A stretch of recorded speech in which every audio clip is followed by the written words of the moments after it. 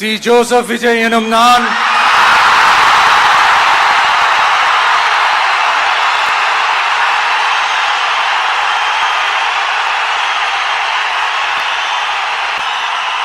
இந்திய அரசியல் அமைப்பின்பால் உண்மையான நம்பிக்கையும் மாறா பற்றும் கொண்டிருப்பேன் என்றும்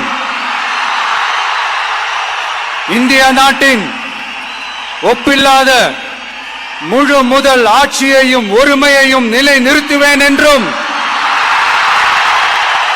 தமிழ்நாட்டு அரசின் முதலமைச்சராக உண்மையாகவும் உளச்சான்றின்படியும் என் கடமைகளை நிறைவேற்றுவேன் என்றும்